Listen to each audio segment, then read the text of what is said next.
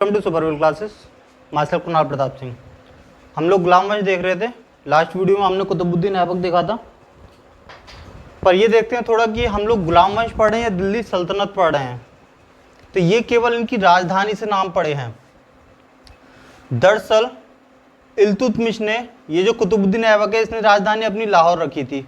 उसके बाद में इल्तुतमिश अपनी राजधानी लाहौर से दिल्ली लेके आ गया। और इल्तुतमिश कौन है? गुलाम वंश का दूसरा राजा। ये गुलाम वंश है, फिर खिलजी वंश, तुगलक वंश, सैयद वंश, लोदी वंश और मुगल वंश। ट्रिक काफ़ी दिन से हम पढ़ रहे हैं, तो अब तो याद हो चुकी होगी ये।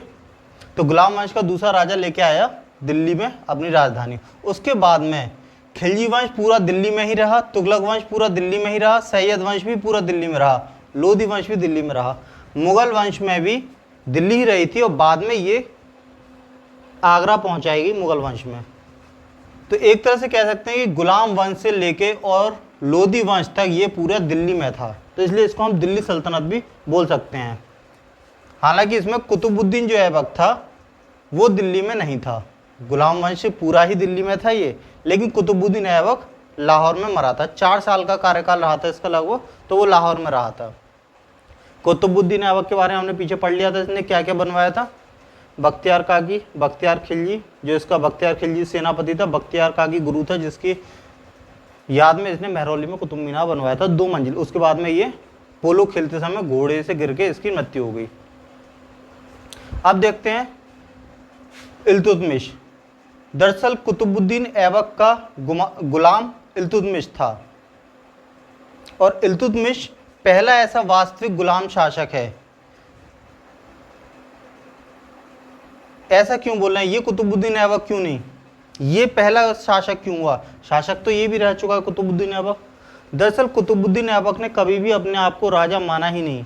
मोहम्मद गौरी के बारे में हमने लास्ट वीडियो में पढ़ा था कि मोहम्मद गौरी को पृथ्वीराज चौहान ने मार दिया।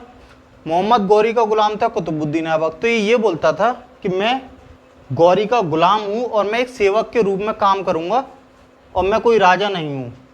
तो राजा बनने के लिए ये लोग तुर्की में खलीफा हैं इनके, वहाँ से आशीर्वाद लेके आते हैं, अपनी ताजपोशी करवा के आते हैं। कुतुबुद्दीन ऐबक ने ऐसा कुछ नहीं करवाया। इसने कभी अपने आप को राजा माना ही नहीं, ना ही अपने आप को राजा घोषित किया। तो ये एक सेवक की तरह से इसने 4 साल अपने काटे। उसके बाद में कुतुबुद्दीन ऐबक का जो गुलाम था इल्तुतमिश, उसने जब सत्ता संभाली तो वो बोला कि मैं शासक बनूंगा, और ईरान जाके खलीफा से आशीर्वाद लिया, अपनी ताजपोशी करवाई, और ये पहला शासक बना। जबकि अगर क्वेश्चन ये आता है कि गुलाम वंश की स्थापना किसने की, तो कुतुबुद्दीन ऐबक स्थापना की। लेकिन अगर पहला वास्तविक शासक राजा, तो वो इल्तुतमिश था। पॉइंट क्लियर हो गया? इल्तुतमिश अपनी राजधानी को लाहौर से लेके दिल्ली आया था, तो यहाँ से दिल्ली सल्तनत चालू हो जाती है इल्तुतमिश से। दिल्ली में सबसे पहले जो सिक्का चलाया था वो इल्तुतमिश ने ही चलाया था, तांबे का और चांदी का। सर्वप्रथम सिक्का, और लाहौर से दिल्ली, ये पॉइंट सारे इंपॉर्टेंट हैं। इसने क्या करता था, जो टकसाल होती थी, टकसाल क्या होती है, जहाँ ये सिक्कों की ढलाई होती है, उस फैक्ट्री को टकसाल बोलते हैं। तो सिक्के पर हर टकसाल का नाम अंकित करवाता था कि हाँ ये सिक्का इस टकसाल में बना हुआ है, और दूसरी तरफ अपने आप को अपने बारे में लिखवाता था कि मैं जो खलीफा हैं उनका दूत हूँ, मैं एक तरह से पैगंबर हूँ। खलीफा तो बोल नहीं सकता था खुद को, कि खलीफा तो ईरान में था, वो सर्वोच्च शिखर पे जो पोस्ट होती है वो होगी, तो ये उसके नीचे जो उनका दूत होता है उसको अपने आप को बोलता था, सिक्कों पे लिखवाता था कि मैं खलीफा का दूत हूँ। और दूसरी तरफ जो टकसाल होती थी फैक्ट्री, उसका पता कि ये उसमें बना है। सुल्तान की उपाधि खलीफा से लेके आया था ये। उसके बाद में मकबरा और गुम्मद, जो इस्लाम धर्म में मस्जिद वगैरह होती है उनमें मकबरा और गुम्मद होती है, तो वो शुरुआत इसी ने करवाई थी, इल्तुतमिश ने। इक्ता व्यवस्था चालू की इसने। इक्ता व्यवस्था क्या होती है? सामंती व्यवस्था का बस इसने नाम बदल दिया था, और एक नई व्यवस्था इक्ता व्यवस्था नाम रख दिया था। अब सामंती व्यवस्था क्या होती है कि राजा के नीचे और कई छोटे छोटे अधिकारी, सामंत वगैरह, उनके नीचे फिर और छोटे छोटे अधिकारी, फिर एंड में सबसे निचले पायदान पे किसान आ जाते हैं और मजदूर। तो इस तरह से ये एक जो व्यवस्था होती है कि राजा, फिर उससे छोटे अधिकारी, फिर उससे छोटे अधिकारी, फिर उससे छोटे अधिकारी, एंड में किसान और मजदूर, तो ये व्यवस्था बोली जाती है सामंती व्यवस्था। इसने इसी व्यवस्था को नाम दे दिया एकता व्यवस्था और अपने नाम से चालू कर दी। तो क्वेश्चन ये आता है कि एकता व्यवस्था किसने चालू की थी दिल्ली सल्तनत में, तो इल्तुतमिश ने, जबकि थी वो सामंती व्यवस्था। अच्छा, कुतुबुद्दीन ऐबक का गुलाम था इल्तुतमिश, बॉडीगार्ड, रक्षक, गुलाम, जो इसका विश्वास पात्र था इल्तुतमिश। पर एक और था याल्दोज, ठीक है, ये रहा याल्दोज, ये भी गुलाम था, इल्तुतमिश भी गुलाम था। अब इल्तुतमिश तो राजा बन गया, तो याल्दोज को चिढ़ होने लग गई कि मैं भी तो एक अच्छा बॉडीगार्ड था, अरे उसके राइट हैंड पे ये रहता था और लेफ्ट हैंड पे मैं रहता था। तो इसको जलन हो गई, तो इसने 1215 में तराइन में इसके खिलाफ युद्ध छेड़ दिया, बगावत चालू कर दी। तो फाइनली इल्तुतमिश ही जीता। तो कुतुबुद्दीन ऐबक का जो दूसरा गुलाम था याल्दोज, उसने इल्तुतमिश से फाइट छेड़ दी, एक विद्रोह कर दिया। तो उसको बोलते हैं तराइन का थर्ड वार, क्योंकि तराइन के मैदान में हुआ था 1215 में, हार गया वो। कुतुबुद्दीन ऐबक ने इसने मीनार बनवाई थी, कुतुब मीनार। अब कुतुब मीनार 5 मंजिल बनी हुई है इस समय वर्तमान में, लेकिन कुतुबुद्दीन ऐबक ने मात्र 2 मंजिल बनवा पाई थी, उसके बाद में वो खत्म हो गया। 2 मंजिल बनवाने के बाद में इल्तुतमिश ने उसको 4 मंजिल तक करा, कुतुब मीनार को 2 से 4 मंजिल तक किया इल्तुतमिश ने आगे, जबकि वास्तव में अभी 5 मंजिल है। तो इल्तुतमिश ने केवल 2 मंजिल तक बनी हुई थी, उसके बाद में उसको 4 मंजिल तक कर दिया था। चालीसा दल की स्थापना इसने की। चालीसा दल क्या था? एक ऐसा 40 लोगों का समूह, या 40 सरदार बोलो, वो तुर्क थे। तो 40 तुर्क सरदार थे जो हर चीज़ में इल्तुतमिश को एडवाइस दिया करते थे। जैसे नौरत्न नहीं होते, अकबर के नौरत्न थे, तो इसी तरह से ये उसके नौरत्न टाइप के थे। 40 मैन आदमी, इम्पोर्टेंट विद्वान कह सकते हैं उनको, जो हर मैटर में इल्तुतमिश को राय दिया करते थे। वो 40 दल की स्थापना इल्तुतमिश ने की थी, या 40 तुर्क सरदार भी करके आ जाता है। इल्तुतमिश की बेटी थी रजिया, जो बाद में सुल्तान बनी थी। तो क्वेश्चन ये भी आ जाता है कि दिल्ली सल्तनत की पहली महिला शासक कौन थी? तो महिला जो थी वो रजिया थी दिल्ली सल्तनत की। उससे पहले सारे गौरी, कासिम, मोहम्मद, महमूद गजनवी, तो ये सारे मेल थे, यही एक फीमेल थी महिला शासक। जब इल्तुतमिश खत्म हो गया तो ये जो 40 दल था, इल्तुतमिश को खत्म होने के बाद में उसकी बेटी को शासक बनना था, पर ये 40 दल खिलाफ हो गया कि हम 40 लोगों के सामने एक महिला, एक लेडी जाके और सिंहासन पे बैठेगी और हम उसका ऑर्डर फॉलो करेंगे। तो ये लोग उतना मतलब महिलाओं को आगे बढ़ते हुए देख नहीं सकते थे, ये तौहीन थी इनकी।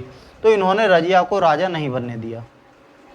इनकी एक अच्छी खासी पावर थी मंत्रिमंडल में, तो रजिया बेटी होने के बावजूद राजा नहीं बन पाए, और इन 40 दल ने एक जो उनका चमचा था रुकमुद्दीन, इसको राजा बना दिया। हालांकि ज़्यादा नहीं चला, बाद में फिर रजिया सुल्तानी बनी। कैसे बनी अभी पूरी स्टोरी बताते हैं, पर इससे पहले इसको देख लो। जियाउद्दीन मांग बरनी, ये वो इंसान था जिसके चक्कर में भारत खतरे में पड़ जाता। दरअसल चंगेज खां इस आदमी का पीछा करते करते भारत तक आ गया था, सिंधु नदी तक। यह आदमी भारत में आया था। इल्तुतमिश ने इसको जियाउद्दीन मांग बरनी को शरण नहीं दी। अगर इल्तुतमिश शरण देता तो चंगेज खां भारत पर आक्रमण कर देता और बहुत दुर्दशा होती। चंगेज खां की थोड़ी स्टोरी सुन लेते हैं शॉर्ट में। छोटे छोटे कबीले थे, मान लो एक कबीले हैं छोटे छोटे। कहाँ की स्टोरी है ये? जैसे यहाँ ये भारत है, भारत के ऊपर चाइना, भारत से लगभग 3 गुना बड़ा है, उसके ऊपर रूस। तो चाइना और रूस के बीच में मंगोलिया पड़ता है, छोटा सा, जितना कि पाकिस्तान समझ लो, इतना बड़ा, छोटा सा। ये तो मैंने फिर भी ज़्यादा बड़ा बना दिया, छोटा सा है मंगोलिया। तो चाइना और रूस की सीमा पर मंगोलिया है, छोटा सा। इस छोटे से देश में छोटे छोटे कबीले रहते थे। तो उसमें एक कबीले ने दूसरे कबीले पे आक्रमण करना स्वाभाविक था, लड़ते रहते थे ये लोग। तो इस कबीले ने जब इस कबीले को हरा दिया, तो जो हारने वाला कबीला था उसका प्रधान था, वो चंगेज खां का पिता था। मतलब चंगेज खां के पिता एक कबीले के लीडर थे और वो हार गए और मारे गए। चंगेज़ खां की जो माता थी वो चंगेज़ खां को लेके जंगलों में चली गई और वहाँ अपना पालन पोषण, उन 3 भाई थे, एक बहन थी, पालन पोषण करने लगी। चंगेज़ खां के ये बोलते हैं कि चंगेज़ खां के हाथ में ऑलरेडी खून का पैदाइशी निशान था। खून का जैसे रेड कलर का निशान होगा, बाद में इसके कर्म ऐसे रहे कि ये बोलते हैं कि वो रेड नहीं, फिर वो खून हो गया कि हाँ खून का निशान था। तो रेड कलर का एक निशान था इसके हाथ पे, जिसको बोलते हैं चंगेज़ खां के हाथ पे शुरू से ही खून का एक निशान था। तो चंगेज़ खां बचपन में चंगेज़ खां ने अपने बड़े भाई को ख़त्म कर दिया। वो क्यों? महज एक रोटी की वजह से। चंगेज़ खां को भूख लग रही थी, इसने अपने भाई से रोटी मांगी, उसने देने से मना कर दिया, तो इसने इसी बात पे अपने भाई को ख़त्म कर दिया कि ऐसे परिवार की मुझे ज़रूरत ही नहीं है, ऐसे भाई की जो अपने छोटे भाई को भूखा देखे। अपने भाई की इसने वहीं हत्या कर दी। तो शुरू से ही काफ़ी मतलब खूंखार टाइप का रहा था और महत्वाकांक्षी। उसके बाद में बड़ा हुआ, इसने शादी कर ली, हस्बैंड वाइफ से दोनों सही लाइफ कट रही थी, नॉर्मल जैसे एक आम जिंदगी होती है, क्योंकि उतना इनका वो राजा बना तो रहा नहीं। फिर से किसी कबीले ने इस पर आक्रमण किया और हस्बैंड वाइफ दोनों को किडनैप कर लिया। चंगेज़ खां तो वहां से किडनैपरों से भाग के आ गया, बचता बचाता, पर इसकी वाइफ अभी भी वहां उनके कब्जे में थी। बाद में चंगेज़ खां ने अपने कुछ दोस्तों के साथ मिलके अपनी वाइफ को छुड़ा लिया, पर वो कबीला क्या वो राजा था बाद में पहुंचा हुआ, तो बाद में इसने इसको भी पूरा मार दिया। और धीरे धीरे ये चंगेज़ खां इतना बढ़ गया कि ये समझ लो कि पूरी दुनिया का लगभग 20% हिस्सा इस चंगेज़ खां ने अपने कब्जे में ले लिया, पूरी दुनिया का। कैसे? ये मंगोलिया है इतना सा, पर जब चंगेज़ खां अपने पर आया तो इसने चाइना की राजधानी बीजिंग थी और रूस की मॉस्को, तो ये बोलते हैं कि बीजिंग से लेके मॉस्को तक, मतलब चाइना से लेके रूस तक पूरा चंगेज़ खां का इलाका था। इंडिया में भी एंटी करने की सोची थी, इस आदमी का पीछा, जियाउद्दीन मांग बनने का पीछा करते करते सिंधु नदी पड़ गई बीच में, पर इल्तुतमिश को सब पता था। उस टाइम कोई टेलीफोन नहीं था जो पता कर लो कि हाँ वहाँ क्या कैसे हालात हैं, कौन आदमी कैसा था, पर फिर भी इनका कम्युनिकेशन अच्छा था। तो इल्तुतमिश को सब पता था कि हाँ सिंधु नदी के उस पार क्या क्या क्या हो रहा है, ये लोग उससे अवेयर थे। और तो इसलिए इल्तुतमिश ने इसको शरण नहीं दी और इसको भगा दिया कि फालतू में इसके चक्कर में हम और मारे जाएंगे। फाइनली जब इसको चंगेज़ खां को पता पड़ा कि हाँ इल्तुतमिश ने इसको शरण नहीं दी, तो वो वहीं रुका रहा और यहाँ आने की उसने नहीं सोची चंगेज़ खां ने। ये बोला जाता है कि चंगेज़ खां ने अपनी ज़िंदगी लगभग 4 करोड़ लाशें बिछा दी, 4 करोड़ लोगों को मारा। अब 4 करोड़ कहने में आसान लगता है, पर अगर इंडिया की पूरी सेना देखी जाए तो महज 12 लाख है। अगर पाकिस्तान की सेना देखी जाए तो 6 लाख, यहाँ लाखों में बात हो रही है। 12 लाख, 6 लाख, चाइना की 22 लाख, अमेरिका की भी लगभग इंडिया की जितनी 12 लाख है।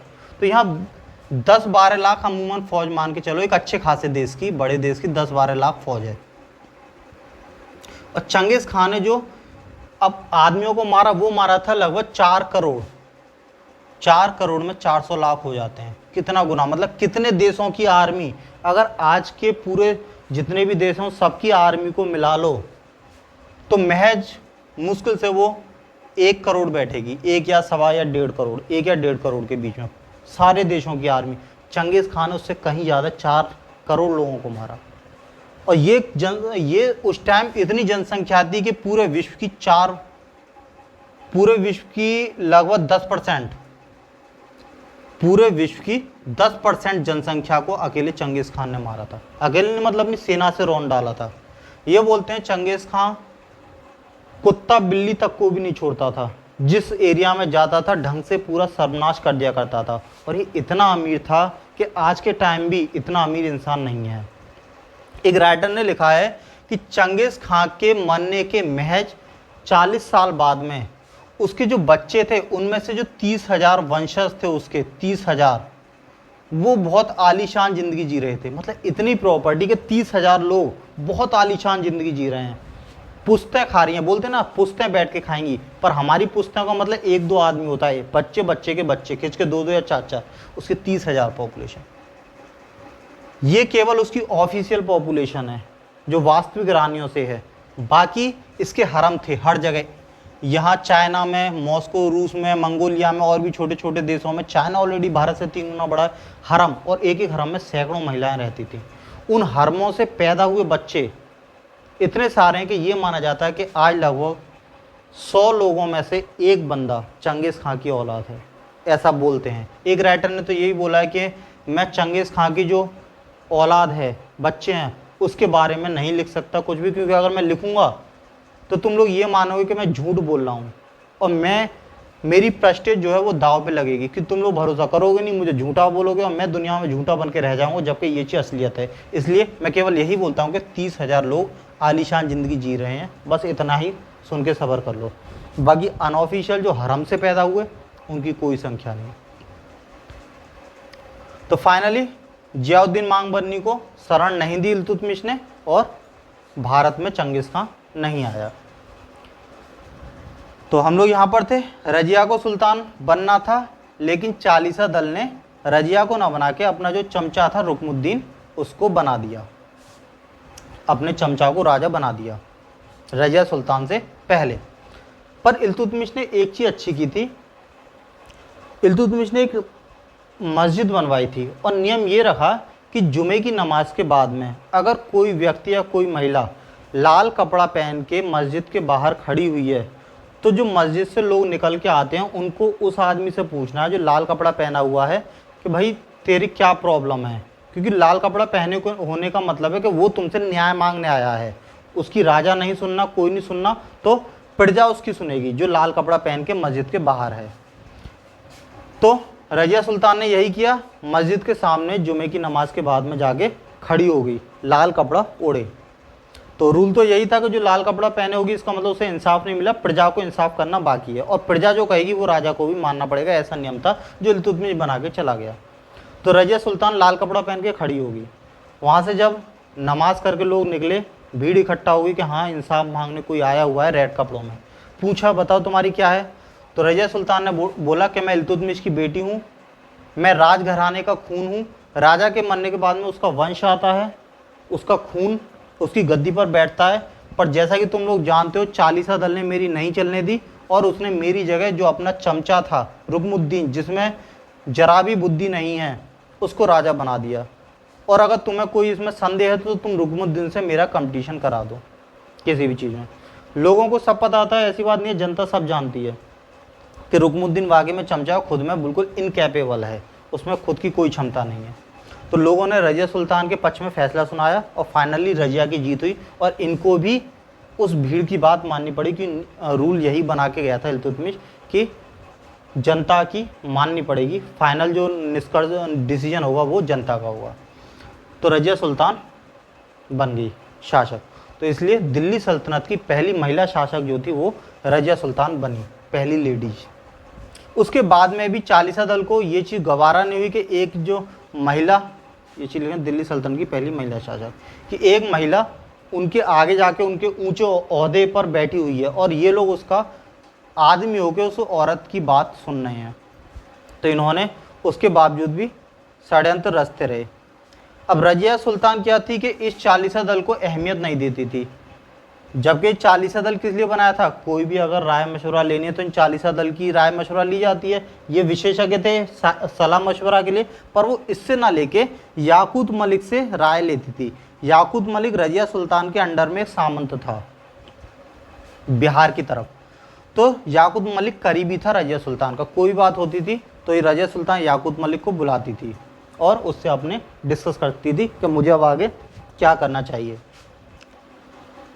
कुछ भी कह सकते हैं, इन लोगों का अफेयर चल रहा था, जो भी चल रहा था, तो याकूत मलिक और ये काफ़ी करीब थे। ऐसा भी हो सकता है ये लोग फ्यूचर में शादी करते।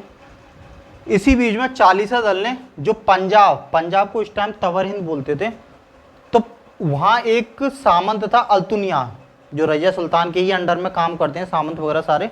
तो चालीसा दल ने इस अल्तुनिया को चढ़ा दिया कि ऐसे से तुम महिला की बात मान रहे हो, तुम अपना अलग ही देश क्यों नहीं कर सकते? तुम इतने मतलब बड़ी सेना लिए बैठे हो, ये कुछ नहीं बिगाड़ पाएगी तुम्हारा। तो इन लोगों ने अल्तुनिया को चढ़ा दिया, जो पंजाब या फिर तवर हिंद का एक तरह से छोटा मोटा अपने आप को उसने शासक बना लिया। फाइनली रजिया ने इसके खिलाफ फिर इन दोनों में लड़ाई हुई। क्योंकि जब कोई अंडर में काम करने वाला बंदा अपने राजा की नहीं सुनेगा तो राजा को उस पर आक्रमण तो करना पड़ेगा, वरना छवि खराब होती है। इस पे खुद भी अपने आप में एक अच्छा खासा बड़ा एरिया था, छोटा मोटा एक राजा की तरह, और प्लस इन लोगों ने भी गुपचुप इसकी हेल्प करी, तो फाइनली ये युद्ध में जीत रहा था। तो रजिया ने सोचा कि क्यों ना मैं फाइनली हारूंगी, बेकदरी होगी। तो रजिया ने अल्तुनिया को युद्ध के बीच में ही हारने से एक दो दिन पहले एक ऑफर भेजा कि क्यों ना मतलब हम लोग शादी कर लें। इसने सोचा कि शादी करने के बाद में रजिया मेरी वाइफ होगी और पति के नाते मैं ही पूरे भारत पर राज करूंगा, तो मुझे पूरा गद्दी भी मिल रही है, संग में एक बीवी भी मिल रही है। तो अल्तुनिया राजी हो गया। उसके बाद में अब भी इन लोगों को, अब जब रजिया सुल्तान इसकी वाइफ हो गई तो हस्बैंड वाइफ मिलकर शादी, शुरू में ये अल्तुनिया इसके अंडर में चलता था, पर हस्बैंड वाइफ बाद में तो ये खून नहीं थे। फिर ये भी इसकी नापरवाही करने लग गया। तो ये दोनों चालीसा दल की नज़रों में खटकने लग गए, क्योंकि ये दोनों बाद में शादी के बाद में एक हो गए। तो एक दिन ये दोनों अल्तुनिया और रजिया सुल्तान कहीं जा रहे थे हनीमून वगैरह पे घूमने के लिए। तो चालीसा दल ने जो लुटेरे होते हैं उनको सूचना दी कि इस तरह से इस रास्ते पर पालकी में भर के सोना चांदी और शाही खजाना जा रहा है और तुम लोग उसको लूट लो। अब लुटेरों को ये नहीं पता था कि पालकी में खजाना नहीं है, रजिया सुल्तान और अल्तुनिया बैठे हुए हैं। उन्होंने आके आक्रमण कर दिया लुटेरों ने और सबको मार दिया, क्योंकि जब ऐसे पिकनिक वगैरह पे जाते हैं तो गिने चुने कुछ हजार अंगरक्षक वगैरह लेके जाते हैं। उन्होंने घात देख के पूरे उस सबको मार दिया काफिले को, और जब मारा तो उन्हें पता चला कि धोखा हुआ है, कोई सोना चांदी नहीं था, वो खुद राजा और रानी थे। पर वो अब शिकायत किससे करें कि राजा रानी को तो खुद उन लुटेरों ने मार दिया, और वैसे भी लुटेरे थे, शिकायत करने का तो कोई मतलब नहीं था। और चालीसा दल उसका तो उसने तो खुद उनको चढ़ाया ही था। बाद में चालीसा दल ने जो याकूत मलिक जो करीबी था उसको भी मार दिया। इसलिए बोलते हैं ना रजिया गुंडों में फंस गई, शायद वो इसी तरह से बनाए कि एक तरफ इधर अल्तुनिया, एक तरफ इधर याकूत मलिक, तो दो के बीच में फंसी, इसलिए बोला रजिया गुंडों में फंस गई। शायद गाना उन्होंने ये जानते होंगे वो इस हिस्ट्री को, इसलिए उन्होंने ये बना दिया। रजिया सुल्तान को निपटा दिया चालीसा दल ने, अल्तुनिया को भी ख़त्म कर दिया, याकूत मलिक को भी ख़त्म कर दिया। उसके बाद में चालीसा दल ने फिर से एक और अपना चमचा बहरम शाह उसको राजा बनाया, पर यह भी मुश्किल से 2 साल चला। और इसके बाद में फिर नसरुद्दीन शाह आया। नसरुद्दीन शाह का ये बोलते हैं काफ़ी कंजूस था, इतना कंजूस था कि अपना जो सिंहासन होता है हीरे मुकुट वगैरह का उसको नहीं पहनता था, उसकी जगह एक टोपी पहनता था, और उस टोपी को भी खुद बुनता था। ये इतना कंजूस था, बहुत कंजूस था, और टोपी खुद बुनकर पहनता था नसरुद्दीन शाह। पर इसको पता था कि इस चालीसा दल ने क्या क्या कराया, तो इसलिए नसरुद्दीन शाह ने जो इसका गुलाम था एक या अंगरक्षक बलवन, उसको भी चालीसा दल में एंट्री करवा दी। जो गुलाम था बलवन उसको चालीसा दल में घुसा दिया, और ये बलवन हर चीज़ की जानकारी नसरुद्दीन शाह को देता रहता था कि ऐसे ऐसे चालीसा दल में ये चल रहा है, अब ये चल रहा है, अब ये चल रहा है। तो सारी खबर नसरुद्दीन शाह को मिलती रहती थी बलवन के थ्रू, कि बलवन भी अब चालीसा दल में शामिल हो गया था और अब ये लोग 41 हो गए थे। इसलिए बलवन क्योंकि सब पर नज़र रखता था, तो इसलिए नसरुद्दीन उसको प्यार से उल्लू खां बुलाते थे। तो बलवन का ही नाम उल्लू खां है, क्योंकि उल्लू की नज़र तेज होती है काफ़ी, इसलिए बलवन इन सब पे निगरानी करता रहता था चालीसा दल पे। नसरुद्दीन शाह अपने टाइम पे फिर राज किया और फिर चला गया। उसके बाद में फिर ये बलवन ही नेक्स्ट राजा बना। बलवन राजा बनते ही सबसे पहले इसने इस चालीसा दल को ख़त्म किया। ये जो चालीसा दल था जिसने नाक में दम करके रख रखा था, इस चालीसा दल को ही ख़त्म कर दिया बलवन ने, और सीधा रक्त और लोगों की नीति अपनाई कि मतलब मेरी बात मानोगे, जो मैं कहूँगा वही सर्वे सर्वा है, इसके अलावा कुछ नहीं, या तो मेरी बात मानो वरना ख़त्म हो जाओ, मर जाओ या भाग जाओ। तो रक्त और लोगों की नीति मतलब कठोर नीति अपनाई। बाद में 1-2 त्यौहार वगैरह थे, जैसे सजदा और पैबोस पद्धति, वो इसने चालू की। पारसियों का त्यौहार होता है नवरोज़, वो भी बलवन को अच्छा लगा, तो उसने पारसियों से लेके लेना क्या, पारसियों की देखी देखा खुद भी नवरोज़ त्यौहार चालू कर दिया। ये क्वेश्चन वैसे आ चुका है कि नवरोज़ त्यौहार किसका त्यौहार है, तो वो पारसियों का। बलवन के 2 मेन कवि हैं, एक अमीर खुसरो और एक अमीर हसन। अमीर खुसरो इम्पोर्टेंट है। उसके बाद में ट्यूमर्स आया और फिर कैकुबा आया था। ये गिने चुने रहे थे और फिर इसके बाद में पूरा साम्राज्य छोटे छोटे टुकड़ों में टूट गया और बाद में फिर इसके बाद में खिलजी वंश आया। और खिलजी वंश में सबसे पहले आया था जलालुद्दीन खिलजी, फिर अलाउद्दीन खिलजी। तो गुलाम वंश हमारा पूरा कंप्लीट हुआ। अब नेक्स्ट वीडियो में चलेगा खिलजी वंश। धन्यवाद।